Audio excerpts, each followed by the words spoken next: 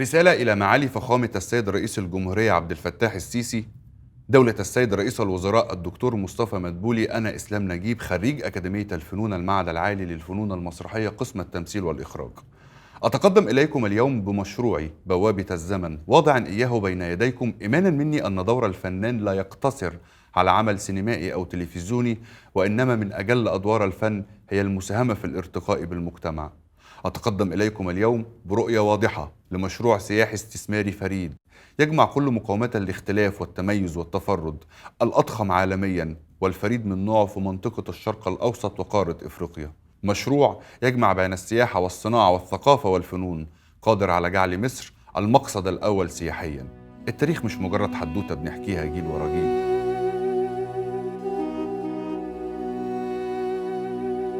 التاريخ نقدر نخليه واقع ملموس واحنا عايشين جواه. التاريخ هو الضامن الأوحد للحفاظ على الأرض والهوية. ومن هنا ابتدت الحكاية، حكاية بوابة الزمن. الزمن اللي فات وساب لنا كنز كبير ما بيخلص، كنز كل ما الزمن بيزيد كل ما قيمته كمان بتزيد. مصر زمان مرت ب4 عصور رئيسية أثرية، المصري القديم واليوناني والروماني والعصر القبطي والعصر الإسلامي. لما بنيجي نزور الأماكن ديت أو حتى السائحين لما بيجوا يزوروا الأماكن دي، دايما وإحنا جواها بنتخيل الحياة في العصر ده كانت عاملة إزاي كانوا بياكلوا، إزاي كانوا بيشربوا، إزاي عاداتهم، تقاليدهم، صناعتهم، وكتير من التفاصيل اللي بتصير في ضمننا. ومع ذلك بيبقى الخيال نسبي برضه من شخص للتاني بناء على ثقافته وعاداته وتقاليده والبيئة المحيطة بيه، أو حتى مدى إدراكه بالعصر اللي هو فيه. علشان كده أنا النهاردة بقدم مشروع بوابة الزمن. يهدف المشروع إلى إنشاء مناطق تفاعلية في بعض الأماكن التاريخية من كل عصر من العصور السابقة، بحيث يتم إعادة الحياة القديمة الأصلية كما كانت عليه في تلك العصور. فما أمتع من أن تحتك بالعصر الذي أنت فيه قديما بدلا من التخيل.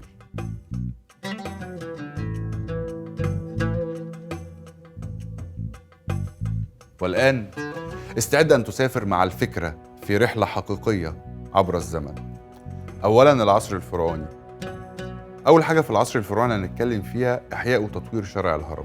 ليه بنتكلم في شارع الهرم؟ عشان شارع الهرم من أهم الشوارع اللي موجودة في مصر، في أهم عجيبة من عجائب الدنيا السبعة وهي الأهرامات، قادر على أنه ينافس أهم الشوارع العالمية زي شارع الشانزليزيه في فرنسا وشوارع تانية كتير مشهورة عالميا. إزاي نقدر نحول شارع الهرم؟ تعالوا نشوف. أولاً بداية من نفق الجيزة، الفكرة ان انا عايز اجيب اهم ما يميز كل اسرة من الاسر الفرعونية، وانا عندي 28 اسرة، كل ما يميزهم من جداريات، وابتدي اخلي الشكل بتاع واجهات المباني مختلف، احكي التاريخ الفرعوني بالاسر الفرعونية على واجهات المباني. دي صورة بعد التطوير نفق الجيزة شكله ممكن يبقى عامل ازاي. ده كده نفق الجيزة قبل التطوير وبعد التطوير. ودي المباني أو البيوت اللي موجودة في شارع الهرم. ده شكل التصور لشكل الجداريات اللي هنعملها في شارع الهرم. طبعا أنا عندي ناس كتير جدا خريجين فنون جميلة وفنون تطبيقية، وعندي كم من الفنانين والموهوبين اللي ممكن فعلا نخلي الشارع ده جنة على الأرض. دي صورة مخيلة لشكل الواجهات بتاعة المباني. واجهات المباني دي ممكن تتعمل عن طريق الفوم أو عن طريق فرم الجبس أو حتى البوليستر، ولكن واخدة الطابع الفرعوني وواخدة الطابع الصخري من حيث الشكل، وفي نفس الوقت يبقى وزنها خفيف عشان ما تبقاش فيه أحمال على واجهات المباني. احنا ممكن من خلال فن الجرافيتي نرسم الجداريات دي على واجهات المباني. ده كده شارع الهرم قبل التطوير وبعد التطوير. دي صورة للجزيرة اللي بتفرق الاتجاهين بتوع الشارع. هجيب أهم التماثيل اللي بتميز كل أسرة من الأسر الفرعونية اللي كانت موجودة، وهعمل التماثيل دي بطول مناسب لعرض وطول الشارع، وفي نفس الوقت هنحط عليها كمان إضاءة مناسبة بحيث تدي شكل جمالي بالليل وانت ماشي في شارع الهرم. ده كده قبل التطوير وبعد التطوير بالنسبة للفاصل اللي بيفرق الاتجاهين بتوع الشارع. ممكن حد يجي يقول لي الواجهات بتاعة المباني فيها فتحات كتير زي شبابيك أو زي بلكونات أو حاجة زي كده، ما ينفعش. هناخد الجداريات نحطها ما بين التماثيل. فمثلا لو أنا خلصت نفق الجيزة وطالع في شارع الهرم، هيقابلني مثلا ما يميز الأسرة الأولى، نقول مثلا تمثال خوفو، ثم أهم جدارية في الأسرة الأولى ألاقيها ثم تمثال تاني، ثم جدارية تانية، ثم بعد كده الأسرة التانية، وهكذا الأسرة التالتة، الأسرة الرابعة. ده شكل مخيل لمحطات الأتوبيس في شارع الهرم. شكلها ممكن يبقى عامل ازاي يبقى الطابع الفرعوني فيها. وفي نفس التوقيت لما نعمل الشارع بالمستوى دوت، عايزين نطور وسائل المواصلات اللي موجودة في الشارع، بدل ما تبقى وسائل مواصلات تقليدية تبقى واخدة الطابع الفرعوني، زي الصورة الموضحة قدام منكم دلوقتي. دي كده وسائل المواصلات شكلها قبل التطوير عامل ازاي وبعد التطوير عامل ازاي. الحاجة التانية، أنا لما أقدر أطور شارع الهرم بالشكل دوت، أنا هقدر أستقطب كل البراندات العالمية تبقى موجودة في الشارع، ومن هنا هعمل رواج سياحي مختلف، هرفع قيمة المنطقة كشكل سكني أو كشكل جمالي فيها، هرفع كفاءة عدد زيارة السياح للشارع. الحاجة التانية كمان، هعمل رفع للوعي الثقافي لدى المواطن المصري بتاريخ مصر. من ضمن الأهداف التانية المتحف المصري الجديد، متحف ذات قيمة وذات شأن مختلف، متحف بيقول للعالم مصر فين وحجم مصر السياحي والتاريخي والأثري عامل ازاي. فكرت كده في فكرة مختلفة، إن تطلع عربيات اللي هي الجولف كار من عند منطقة المتحف توصل لحد منطقة الأهرامات، ولكن يبقى شكلها مستوحى من العصر الفرعوني. العربية دي بتاخد السياح من عند منطقة المتحف تروح بيه عند منطقة الأهرامات، ومن خلال منطقة الأهرامات ممكن المرشد السياحي بناء على كل وفد من الوفود الموجودة بلغات كتير مختلفة أشرح المنطقة بتاعت الأهرامات اتبنت ازاي، هرم خوفو أخد قد ايه وقت، حجمه، طوله، ارتفاعه، خفرع، منقرع، أبو الهول، أحكي التاريخ الفرعوني للمنطقة دي. من الهدف التاني برضو اللي أنا كنت بسعى له في المشروع، إن الممشى السياحي اللي بيتعمل من منطقة المتحف لمنطقة الأهرامات تبقى ذات طابع فرعوني، زي الشكل اللي قدام حضراتكم. ممكن تبقى الكافيهات والمطاعم عبارة عن أهرامات ويبقى شكلها زجاجي، بحيث برضو نقدر نشوف الفيو بتاع الأهرامات من المكان اللي أنا فيه. ده تصور لشكل المطعم اللي في الممشى ممكن يبقى عامل ازاي. الهدف الثالث او المقترح الثالث، انا سمعت ان هم بيعملوا تلفريك في منطقه الاهرامات، فانا اتمنى ان تبقى محطه التلفريك شكلها مستوحى من العصر الفرعوني، عشان بقدر الامكان اقدر احافظ على الهويه البصريه للعصر دوت. او الهدف الرابع الا وهو الباراموتور، ممكن اعمل باراشوت مختلف تماما عن الشكل التقليدي ويبقى شكله مستوحى من العصر الفرعوني. اتمنى ان تبقى كل المقترحات اللي فاتت دي عجبتكم، بس مش ده المشروع، كل ده تمهيد للمشروع. المشروع انا عندي منطقتين مهمين ممكن ابني فيهم مشروع بوابة الزمن. اول حاجة منطقة اهرامات الجيزة او منطقة اهرامات دهشور. دي صورة من الواقع لمنطقة اهرامات الجيزة، ودي صورة بالجي بي اس او صورة من اعلى، او منطقة اهرامات دهشور. من المعلومات اللي انا حابب اشارك الناس فيها ان منطقة اهرامات دهشور فيها 3 اهرامات برضو أسمائهم وشكلهم مختلف عن أهرامات الجيزة. الهرم الأول الهرم الأحمر، وده الهرم الأبيض، وده الهرم الأسود.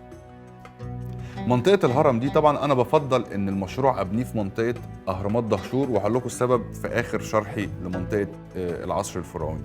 عايز أبني عند المنطقة دي منتجع فندقي مختلف، وهنا دي بوابة الزمن، منتجع بتمتزج فيه الفخامة بالمعايير العالمية عشان أقدر أقدم تجربة مختلفة للسائح، تجربة ما تتنسيش. المنتجع هقدمه على مساحة واسعة، بنسعى من خلال المشروع دوت إن احنا نقدم تجربة إقامة مختلفة لم تحدث من قبل على مستوى العالم. ده شكل مخيل لمدخل المنتجع زي ما حضراتكم شايفين. تخيل إن أنت قاعد جوه المنتجع ده، تخيل إن بوابة الزمن أخدتك من العصر اللي أنت فيه وحطتك جوه المنتجع دوت. ده شكل مخيل لأحواض أسماك الزينة بالمنتجع، ممكن تبقى شكلها عامل ازاي، شكل الشوارع جوه المنتجع عامله ازاي، شكل الحدائق عامله ازاي. ده تصور لمبنى الاداره وقاعه كبار الزوار في المنتجع، بحيث ان انا لو جات لي شخصيه مرموقه عالميا يبقى الاستقبال بتاعها جوه القاعه دي، وفي نفس الوقت كمان ده مبنى لاداره المشروع. ده تصور لمبنى الاداره من جوه او القاعه بتاعت استقبال الزوار من جوه، برضو عشان اعمل اطفاء لمزيد من الحبكة التاريخية، وإن أنا أعمل حدوتة أقدر من خلالها إن أنا أخليك جوه العصر الفرعوني. هخلي كل الموظفين اللي جوه المنتجع لابسين لبس مستوحى من العصر الفرعوني. شكل حمامات السباحة عاملة إزاي؟ ده شكل حمام السباحة المكشوف، حمام سباحة مغطى. شكل مخيل لملعب الجولف بالمنتجع عامل ازاي، ملعب السلة شكله عامل ازاي، ملعب التنس شكله عامل ازاي. وبرضه ممكن نعمل قاعة سينما على فكرة وبشكلها مستوحى من العصر الفرعوني. الفكرة ان انا ازاي اقدر اقدم كل الخدمات الفندقية اللي ممكن اقدمها جوه المنتجع، ولكن ما اكسرش فكرة الخيال بتاعة العصر الفرعوني. المطعم برضه المطعم شكله مستوحى من العصر الفرعوني، ومش كده وبس، كمان هنشوف التاريخ في العصر الفرعوني كانت الاكلات عامله ازاي في العصر الفرعوني، وهنقدمها بجانب طبعا كل الاطباق العالميه الشهيره بحيث ان الاذواق تناسب كل الناس. هنعمل قاعه مؤتمرات ومناسبات مختلفه. القاعه دي قاعه تليق بحجم مصر، قاعه نقدر نعمل فيها كل المؤتمرات الدوليه، بجانب كمان ممكن نعمل فيها مناسبات خاصة زي أفراح مثلا، حد حابب يعمل فرحه على الطريقة الفرعونية أو أي حاجة من نفس الشكل ده، فطبعا أهلا وسهلا. القاعة دي هتبقى مجهزة بكل الوسائل التكنولوجية الحديثة اللي تحتاجها عشان تبقى موجودة جوه فكرة القاعة، ولكن مع الحفاظ على الطراز الفرعوني. الشاليهات اللي موجودة جوه المنتجع مكونة من طابق أو طابقين، كل الديكورات اللي فيها شكلها مستوحى من العصر الفرعوني عشان أعيد أجواء العصر دوت بشكل قوي وبشكل فعال، أحسسك فعلا إنك دخلت جوه بوابة الزمن. بيوفر المنتجع 3 مستويات من الإقامة. المستوى الأول الأجنحة الملكية، للراغبين في التميز بقدم أجنحة ملكية تحمل أسماء ملوك الفراعنة، كل جناح مصمم بعناية ليعكس شخصية الملك وتفاصيل حياته. الأجنحة دي أنا بنافس بيها أغلى أجنحة على مستوى العالم، من حيث الرفاهية، من حيث الرقي بتاعها، من حيث الفخامة. ده تصور للجناح الملكي للملك توت عنخ آمون. الجناح من شكله من بره بيوحي انت في الجناح بتاع انهي ملك. ده تصور لغرفة النوم الملكية بالجناح الملكي للملك توت عنخ آمون. دي صورة مخيلة للريسبشن بتاع الملك توت عنخ آمون. أحد أماكن الجلوس برضو في الجناح شكلها ممكن يبقى عامل إزاي، ممكن يبقى فيها حمام سباحة مغطى ولكن مكشوف، ممكن من خلال الفيو ده تقدر تشوف الأهرامات. الفيو ده هيستقطب أعداد عاملة إزاي. ده تصور للجناح الملكي للملك خوفو، شكل الجناح حتى من بره اختلف وكأني رحت جوه الزمن ده.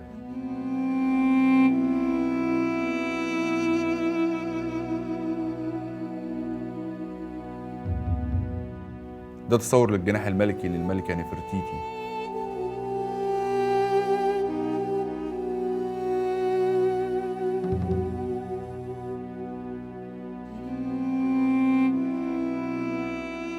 من خلال الأجنحة الملكية دي أنا بنافس بيها أغلى أجنحة على مستوى العالم. بعد إذنكم خشوا اعملوا بحث على أغلى أجنحة على مستوى العالم، شوفوا أسعارها عاملة إزاي. هتلاقوا في أجنحة الليلة فيها ب$100,000 وب$80,000 وب$40,000. وعايزك تقارن قيمة الجناح واللي أنت شفته باللي أنا مقدمه. المستوى الثاني أنا بقدم فيه أجنحة فندقية بتوفر كل وسائل الراحة من حيث الرفاهية، مصممة لتلبية كل وسائل الراحة اللي ممكن النزيل يحتاجها. ده تصور لشكل الأجنحة الفندقية. دي صورة مخيلة لشكل الجناح من جوه غرفة النوم، شكلها ممكن يبقى عامل إزاي. الريسبشن شكله ممكن يكون عامل إزاي.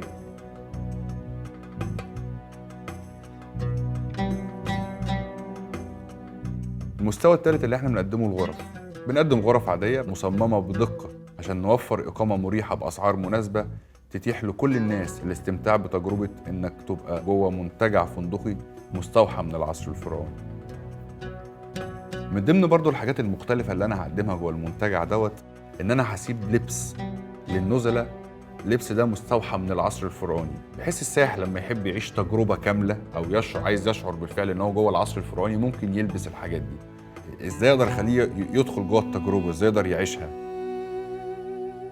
برضو من الحاجات المختلفه جوه المنتجع اللي انا بقدمها ان انا مش هقدم وسيله مواصلات عاديه، انا هجيب العربيه اللي كانت موجوده في العصر الفرعوني هبتدي اطورها بشكل مستوحى من العصر الفرعوني وتبقى دي وسيله المواصلات جوه المنتجع. ويا سلام بقى الليل لما ينزل علينا. ده شكل المسرح مكشوف، ممكن نقدم فيه عروض فنيه للناس النزلاء في المنتجع، وفي نفس التوقيت كمان ممكن نعمل مطعم صغير يقدم وجبات العشاء مع فكرة العرض اللي بيتقدم. العرض يبقى شكله مستوحى من العصر الفرعوني، حتى الآلات الموسيقية لو احنا بنعمل حفلة موسيقى كل الآلات الموسيقية اللي كانت موجودة في العصر الفرعوني. الجزء الثاني من المشروع في مكان منفصل متصل عن المشروع، عايز أعمل متحف مكشوف. هقدم جوه القرية دي كل العادات والتقاليد اللي كانت موجودة في العصر الفرعوني بجانب الصناعات. لا ومش كده وبس، كمان أنا الصناعات هعملها بنفس الطريقة الفرعونية اللي كانت موجودة في العصر الفرعوني، وهطلع شهادة من الدولة بتقول إن ده معمول بنفس الطريقة الفرعونية القديمة. تخيل إن أنت ماشي حوالين التماثيل دي، وحوالين التماثيل دي هنبتدي نعمل الحياة الفرعونية تاني.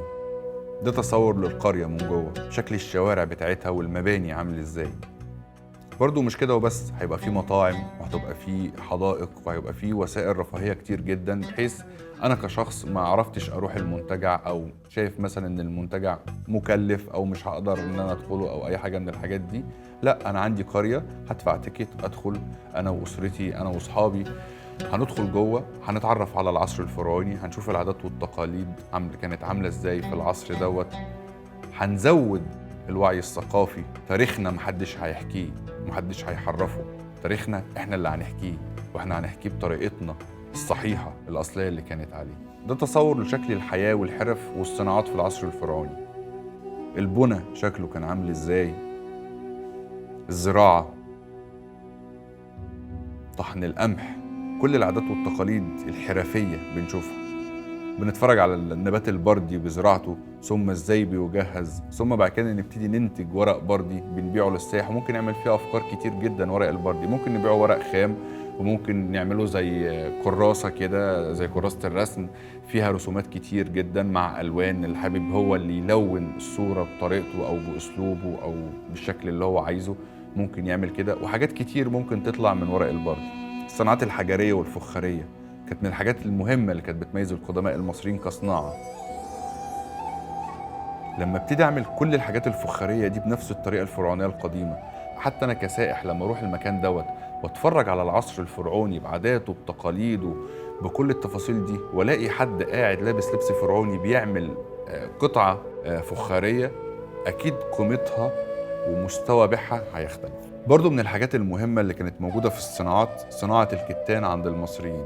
دلوقتي لو احنا قلنا ان متر الكتان مثلا ب 200 جنيه، لو انا جبت واحد لابس لبس فرعوني وقاعد في القرية الفرعونية دي، وانت كسائح بتتفرج على الكتان وهو بيتاخد من الارض ثم بيتغزل وبيتنسج قدام منك هاند ميد، هبيع متر الكتان بكام؟ انا كمان هبتدي اسس براند في الملابس، براند عالمي انافس بيه كل البراندات العالمية في الملابس.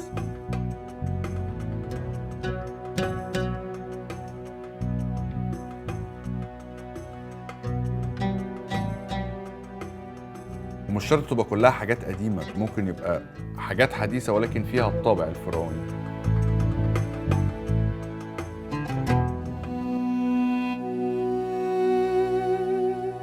تعالوا بقى كمان اوريكم الشياكة والعظمة لما ناخد الديزاين الفرعوني نعمله في ملابس رجالي، الشكل هيبقى عامل ازاي.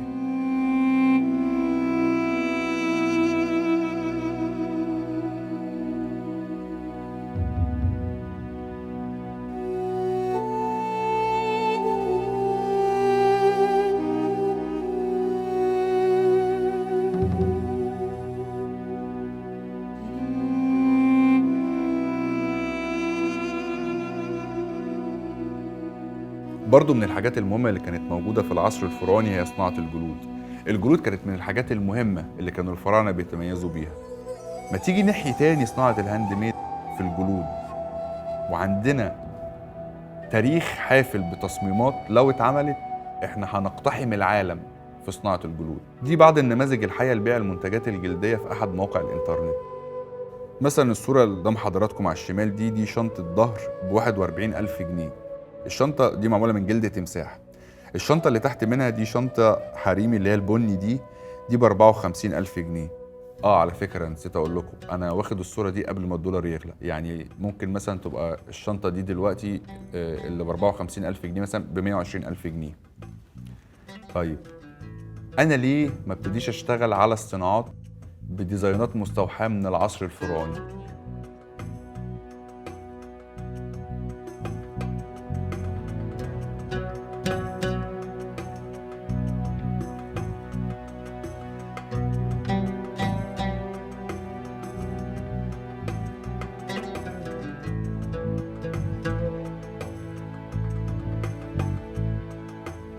من الحاجات المهمة اللي كانت موجودة في العصر الفرعوني برضو كانت صناعة الأخشاب، والدليل على كلامي كرسي الملك توت عنخ آمون. كرسي من أهم الكراسي التاريخية الأثرية العالمية التي لا مثيل لها. ولما تتفرج على عظمة الكرسي ورسمته تفهم قد إيه إن الحرفي المصري القديم كان متمكن من صناعته. بس قبل ما أتكلم عن النقطة دي أنا عايز أوريكم حاجة عملي. أحد المواقع اللي موجودة على الإنترنت بتبيع كنبة شكلها مستوحى من العصر الفرعوني، والكنبة دي ب34,000 دولار. أنا ليه كمصري ده تاريخي وعندي حرفيين شطار جدا في صناعة الأخشاب، تحديدا في النحت على الخشب اللي هم بتوع القايمة، أنا ليه ما استفدش بالأرقام دي في الصناعة دي عندي؟ لما الكنبة بتتباع ب34,000 دولار، طيب أنا لما أعمل طقم بقى كامل زي اللي قدام حضراتكم ده بكام؟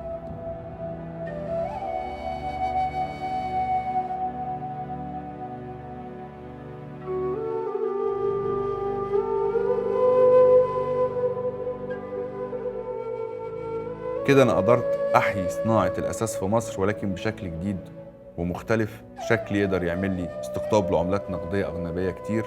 وبرضه من الحاجات المهمة اللي كانت موجودة في العصر الفرعوني هي صناعة الذهب، والدليل على كلامي طبعا القيمة الفنية التي لا تقدر بثمن، ألا وهو مسق الملك توت عنخ آمون. ده دليل على قوة المصري القديم في صناعة الذهب.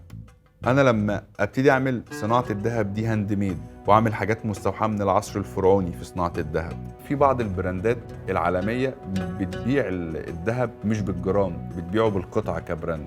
المخزون اللي أنا هاخده من الذهب أشتغل بيه جوه المشروع ده، مش بتكلم برضو ده في العصر الفرعوني بس، بقية العصور، بس أنا بكلمك الفكرة. لما أخد الذهب أشتغل بيه في جوه المنطقة بتاعت صناعات الذهب في العصور دي، يبقى المخزون اللي انا هاخده هجيب قد سعره 10 مرات. الالماس من الخواتم المهمه اللي الاجانب بيحبوا يتجوزوا بيها. انا هخلي حلم كل واحد على الكره الارضيه دي لو ربنا اراد بالمشروع ده انه يجيب الخاتم اللي شكله مستوحى من العصر الفرعوني جوه العلبه الفرعونيه اللي معموله هاند ميد، اللي متبطنه بكتان هاند ميد، اللي الجرانتي بتاع الخاتم بتاعها مكتوب على ورق بردي عشان يتجوز. ومش كده وبس، كمان انا شغلت 4-5 صناعات في صناعه واحده، والفكره دي قايمه على بقيه الصناعات جوه المشروع. برضو من الحاجات اللي كانت مهمه موجوده في الصناعات في العصر الفرعوني كانت صناعه الزجاج. صناعه الزجاج كانت من الحاجات اللي الفراعنه بتتميز بيها، كانت مختلفة. عملوا منها الأواني وعملوا منها زجاجات للعطور وحاجات كتير كانوا بيستخدموها يوميا. الحاجات دي كانت بتتميز بالألوان اللي قدروا إنهم يضفوها على نوع الإزاز، وعملوا تحف فنية كبيرة. عشان كده أنا عايز أعيد إحياء الصناعة دي تاني، وأنا عندي مهرة وناس شطار جدا في صناعة الإزاز في مصر يقدر يطلعوا لي تحف فنية. برضو من الحاجات المهمة اللي كانت موجودة في العصر الفرعوني أدوات التجميل. مش أنا اللي بقول الكلام دوت، التاريخ والحاجات الأثرية اللي لقيناها بيثبت إن المرأة المصرية القديمة كانت بتهتم جدا بالتجميل بتاعها وبمظهرها الشخصي. عشان كده أنا عايز أعمل إعادة إحياء تاني لبراند مكياج شكله مستوحى من العصر الفرعوني، يكون ذات قيمة عالية. أنا وجهة نظري كل ست في مصر وبره مصر هيبقى عندها حلم إن يبقى عندها علبة مكياج زي دي. برضو من الحاجات المهمة اللي كانت موجودة في العصر الفرعوني صناعة العطور. فلما أعمل براند مستوحى من العصر المصري القديم أو الفرعوني، براند عالمي في العطور، أكيد برضو دي هتبقى من الحاجات المهمة. وبرضو من الحاجات المهمة صناعة الإكسسوارات. كانت الست المصرية القديمة بتهتم جدا بإكسسواراتها. لما أعمل الإكسسوارات دي تاني من أول وجديد هاند ميد. برضو من الحاجات المهمة اللي كانت موجودة في العصر الفرعوني طب الأعشاب. المصري القديم كان بيهتم جدا بفكرة الطب، وكان متطور فيها جدا، وكان عنده بدائل كتيرة وعلاجات كتير لحاجات كتير جدا من الأمراض في الوقت دوت. الدليل على كلامي إنهم لقوا بردية، البردية دي لقوا فيها 400 نوع دواء. ال 400 دواء دول يعالجوا 800 مرض أو 800 طريقة للعلاجات. لما أعمل طب الأعشاب الفرعوني تاني تاريخه من أول وجديد، دي فكرة جديدة، وكل العالم دلوقتي بيسعى لفكرة ان هو يروح لفكرة الطب البديل او طب الاعشاب او الكلام دوت. طول ما انت جوه القرية دي وبتتفرج على الصناعات اللي انا وريتها لك وان احنا هننتجها، ناس كتير جدا من اللي بيشتغلوا في صناعة الهاند ميد في مصر هيقدروا انهم يحققوا ارباح كويسة جدا. هنقدر ان احنا نأكد هويتنا في الصناعات المصرية القديمة.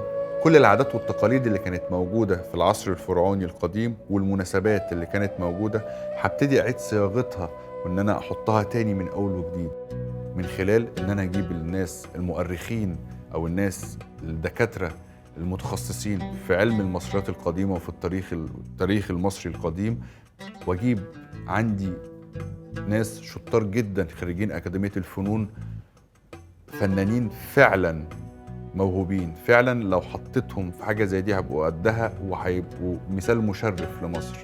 لما أنا أبتدي أعمل حواديت وأكتب قصص، أجيب خريجين قسم دراما وأجيب قسم سيناريو، يلا اقعدوا مع الأستاذ بتاع التاريخ ده وطلعوا لي قصص وطلعوا لي الحواديت بالعادات بالتقاليد، المناسبات دي كان بتحصل فيها إيه، ثم أجيب مخرج، يلا يا أستاذ مخرج اخرج، أجيب ممثل يمثل، أجيب راقصين باليه يعملوا استعراض، أجيب ناس بتوع مزيكا.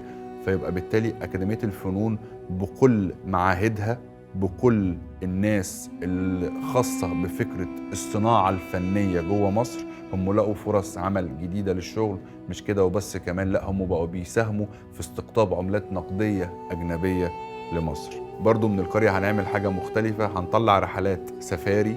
رحلات السفاري دي انت بتحجزها من منطقة القرية، بتروح عن طريق جايد، بتختار جمل او بتختار حصان، بيدخل بيك في نص الصحراء في منطقة تبقى الدولة محدداها ان هي منطقة امنة ومنطقة كويسة تقدر من خلالها تتفرج على النجوم.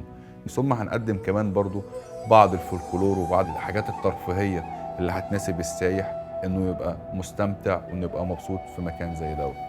الجزء الثالث من المشروع هنبني فيه موقع لتصوير المسلسلات والأفلام اللي شكلها مستوحى من العصر الفرعوني. أنا عندي 7000 سنة حضارة ويمكن أكتر، ممكن من خلالهم نطلع حواديت وقصص كتير فيها حاجات إحنا عارفينها وحاجات مش عارفينها. من ضمن الحاجات المهمة للموضوع دوت الوعي الثقافي بما لدينا من تاريخ.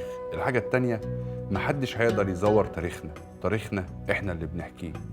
ومش كده وبس، كمان في كتير من المسلسلات والأفلام العالمية بيبقوا عايزين يعملوا تصوير عن العصر الفرعوني ولكن بيروحوا يصوروه بره مصر. فأنا ليه ما اعملش تنشيط ورواج لفكرة تصوير المسلسلات والأفلام جوه مصر؟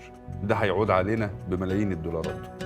الجزء الرابع من المشروع هنبني مسرح شكله مستوحى من العصر الفرعوني، برضه هنقدم الحواديت والقصص الفرعونية من خلال مسرح أو من خلال عروض أوبرا أو عروض باليه أو عروض موسيقى.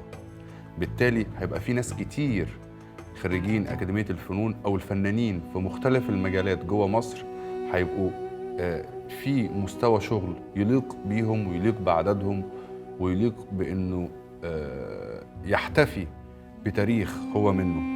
الحاجة التانية كمان هيبقى بيساهم في استقطاب العملات الأجنبية لمصر. احنا هنعمل مهرجانات دولية في كافة أنواع الفنون اللي موجودة في مصر، زي السينما والمسرح والموسيقى والغنى والفن التشكيلي والنحت وأنواع كتير من الفنون. الفنون دي من خلالها أقدر أعمل استقطابات للزائرين بشكل مختلف، وهعمل جذب سياحي مختلف. واستشهادا بده موكب المومياوات، لما عملنا عمل فني قائم على فكرة الاستعراض وفكرة الإبهار البصري للحضارة الفرعونية، فهو عمل رواج غير عادي للسياحة الفرعونية أو السياحة بتاعة الآثار المصرية القديمة بشكل جديد وبشكل مختلف ما حصلش قبل كده، ويقوي فكرة الفخر الوطني أو تعزيز الفخر الوطني بالمواطنين ونشر المعرفة من خلال أنواع العروض وأنواع الفنون اللي أنا قدمتها جوه المهرجانات دي. من ضمن الأفكار الإضافية للمشروع اللي أنا أتمنى إنها تبقى موجودة، في صور زمان شفتها للأهرامات كانت المية بتوصل لحد منطقة الأهرامات. تعالوا أوريكم الصور دي. صور للأهرامات زمان والمية كانت قريبة جدا من منطقة الأهرامات زي ما موضح بالصور قدام حضراتكم. أتمنى ونفسي طبعا لو ربنا أراد بالمشروع دوت يبقى فيه بحيرة صناعي، البحيرة دي على ضفافها المنتجع الفندقي والقرية وموقع التصوير والمسرح. البحيرة دي هقدم فيها فكرة جديدة ومختلفة. الفكرة ان انا هعمل فيها مراكب مبنية على الطراز الفرعوني. المراكب دي بقدم فيها وجبات فطار او غدا او عشاء، كما لو يكون مطعم عائم. بس الفكرة هنا ان انت بتاكل في اتيتيود وفي جو مختلف عن الجو التقليدي. في المنتجع كانت فيه اجنحة ملكية باسماء الملوك، كل ملك هتبقى ليه المركب الملكية بتاعته اللي موجودة في البحيرة اللي من خلالها يقدر يستمتع بالجو والشمس والهواء من خلال فكرة المركب والبحيرة، وإنه يتقدم له وجبات الأكل في المركب لو هو حب. ليه انا كنت بقول المشروع ده نفسي يتعمل عند اهرامات دهشور؟ تعالوا نشوف مع بعض. دي المنطقه بتاعت اهرامات دهشور. اولا المنطقه اللي حوالين منها ناحيه منطقه نهر النيل هي كلها تعتبر مناطق خضره. من خلال فكره المشروع انا عملت عمليه عزل لفكره السائح من ان هو ينسى الصخب او ينسى الحضاره الحديثه او ينسى التكنولوجيا والكلام ده، واروح اقعده في العصر الفرعوني. فعايزه حتى لما يخرج من البحيره دي من خلال مجرى مائي لحد نهر النيل، الصوره موضحه قدام منكم حوالي 6 كيلو متر. لو انا البحيره دي وصلتها بنهر النيل وحطيت المراكب في المنطقه بتاعه البحيره، ثم حصلت رحلات من منطقه البحيره ومشت في وسط المناطق الخضره اللي قدام منكم، المناطق الزراعيه دي، ممكن بعد كده تبقى في مراكب تانية تعمل رحلات لحد الاقصر واسوان وترجع تاني، فبالتالي يكون ربطت الشريان او ربطت الحضاره الفرعونيه تاني من خلال نهر النيل زي ما كان موجود زمان. من المميزات اللي فيها وسهوله المواصلات من مطار سفنكس للمشروع. لو انا السايح نازل في مطار سفنكس هيوصل المكان في حوالي ساعه او ساعه الا ربع، ويمكن اقل كمان بناء على السرعه، لان هي حوالي 81 كيلو المسافه. او من منطقه مطار القاهره الدولي برضه هيوصل في نفس الوقت دوت. الحاجه التانيه بيمشي في طرق جديده وممهده لسه الدوله عاملاها بشكل كويس وبشكل عالمي تقدر تستوعب الرحلات انها توصل للمكان المشروع. الهدف التاني في الافكار الاضافيه، نفسي ابني جامعه متخصصه في علم المصريات القديمه. احنا ما عندناش جامعه متخصصه في علم المصريات القديمه بشكل كامل، فمن خلالها هنقدر نعمل ابحاث وهنقدر نطلع علوم كتير او نقدر نجمعها ما كانتش موجوده او كان عليها تركيز نقدر نستفيد بيها بعد كده. الحاجه التانيه كمان كل الصناعات اللي موجوده جوه القريه عايز احافظ على الصناعات دي بمستواها بشكل الصناعات اللي كان موجود، فبالتالي هعمل اقسام للصناعات دي عشان اقدر اطلع المنتج اللي انا مصنعه حرفيا او يدويا بنفس الطريقه التقليديه القديمه، فبالتالي هحافظ على مستواها وهحافظ على الشكل الجمالي بتاعها. الهدف الثالث من الافكار الاضافيه، هعمل شركه ليموزين. الشركه دي فيها عربيات شكلها البادي الخارجي مستوحى من الطراز الفرعوني. العربيه دي بتقدم خدمات مختلفه وحديثه تليق بالسياح جوه مصر. الهدف الرابع من الافكار الاضافيه للمشروع ان انا عايز اعمل معارض لبيع المنتجات الحديثه ولكن برضو شكلها مستوحى من العصر الفرعوني، ودي تبقى في منطقه مجاوره لفكره اقامه المشروع. ده تصور لشكل السوق، ده شكل مخيل للمحلات اللي بتبيع المنتجات الحديثة المستوحاة من العصر الفرعوني، ودي تصور لبعض المنتجات اللي ممكن نبيعها، المنتجات الحديثة المستوحاة من العصر الفرعوني. فبالتالي بفتح مجالات لصناعات كتير ممكن تتعمل جوه مصر وبرضه تقدر تعمل دخل كويس. الهدف الخامس في المشروع ان انا عايز اعمل كومباوند سكني. الكومباوند ده مبني على الطراز الفرعوني في 3 مستويات، في قصور وفي فيلل وفي عماير. المستوى الأول قصور مستوحاة من طراز العصر الفرعوني.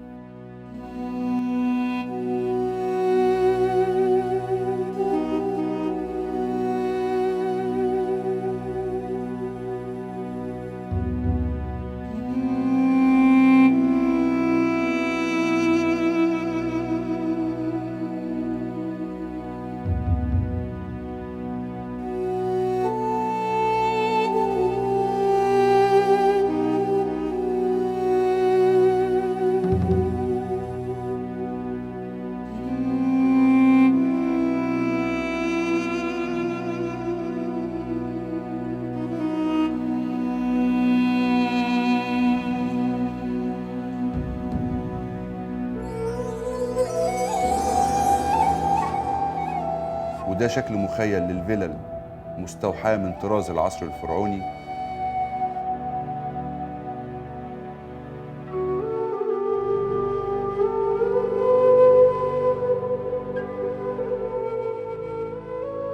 وده شكل العمارات مستوحاة من طراز العصر الفرعوني.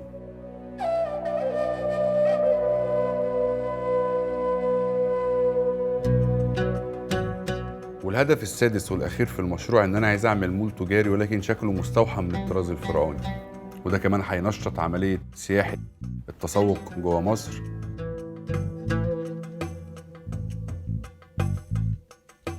كده أنا خلصت العصر الفرعوني، أتمنى إنه يبقى عجبكم. عناصر المشروع بتاعت العصر الفرعوني سريعا: تطوير وإحياء شارع الهرم، بناء منتجع فندقي على الطراز الفرعوني، إنشاء متحف مكشوف لبعض تماثيل العصر الفرعوني داخل قرية فرعونية منفصلة متصلة عن المشروع، تمثل الحياة الفرعونية القديمة من طقوس وعادات وتقاليد يومية وعروض فنية تحاكي القصص والمناسبات وأيضا الصناعات لذلك العصر. شركة ليموزين سيارتها مستوحاة من العصر الفرعوني، بناء موقع لتصوير الأفلام والمسلسلات المحلية والعالمية على الطراز المصري القديم، بناء مسرح يقدم عروض فنية عن تاريخ العصر الفرعوني بشكل احترافي مبهر، وعروض أخرى عالمية، حفر بحيرة صناعية بها مراكب للطعام والتنزه على الطراز الفرعوني تكون على ضفافها المنتجع والقرية وموقع التصوير والمسرح والكومباوند والمول، إنشاء جامعة لتعليم علم المصريات القديمة والتدريب على الحرف اليدوية المستخدمة داخل القرية الفرعونية للحفاظ على الطراز الفرعوني، معارض لبيع منتجات حديثة من العصر الفرعوني، بناء كومباوند سكني ومول تجاري من الطراز الفرعوني. دي العناصر بتاعت المشروع. أهداف كبيرة جدا. عايز أقول إن في ناس كتير جدا في مجالات مختلفة هتشتغل في المشروع دوت، بداية من إنشاء المشروع في القطاع بتاع الإنشاءات. من الأهداف المشروع دوت كمان ترويج للأماكن الأثرية السياحية بشكل جديد ومختلف لم يحدث من قبل.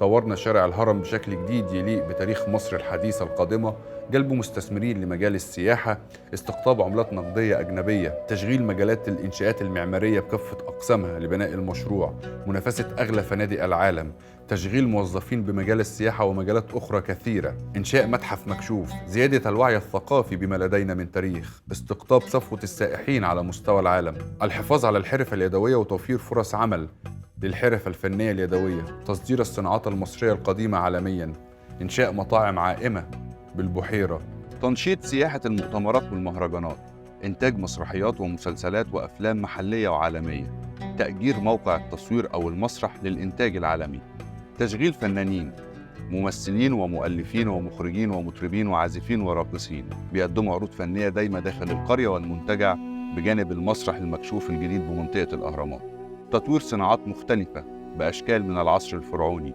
إعمار مساحة من الأرض بكومباوند سكني مستوحى من طراز العصر الفرعوني، إنشاء مول تجاري مستوحى من الطراز الفرعوني، تنشيط سياحة التسوق، إنشاء شركة ليموزين لها تطبيق. لو فكرة الليموزين دي نجحت أنا ممكن أطرحها في أبليكيشن، مش دي وبس، دي والعصور التانية، لأن أنا في كل عصر من العصور عامل عربيات ليموزين شكلها مستوحى من العصر شبه الفرعوني. الحاجة التانية سهولة الوصول من مطار سفنكس أو مطار القاهرة الدولي للمشروع، ريادة مصر للسياحة عالمياً، تصميم المشروع من أعلى، إن أتمنى يبقى شكل ديزاين المشروع كله من فوق لو إحنا بنصوره من خلال كاميرا أو من خلال القمر الصناعي يدي شكل تمثال أو يدي شكل جدارية فرعونية.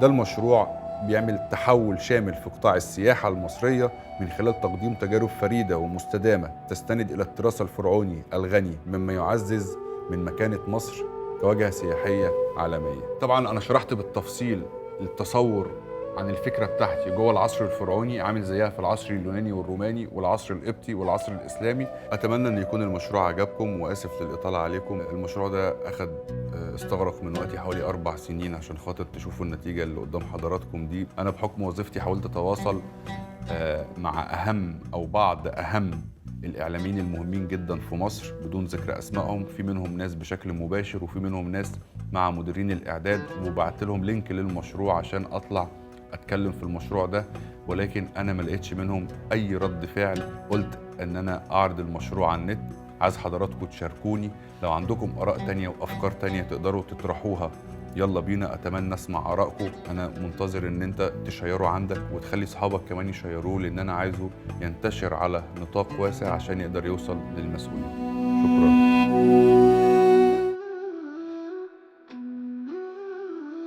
في قلب الصحراء نلقى الأهرام شامخة كنوز طي الأرض، آثار تحكي التاريخ على ضفاف النيل، حضارة أزلية تحيي فرعون وكتابة حكايات من ذهب، رمز الحضارة نقش على الحجارة، حل الألغاز سحر ومجد عبر العصور، مرور الزمن ولا زالت للبناين رغايات، سر الممات وحكمت في كل نقش.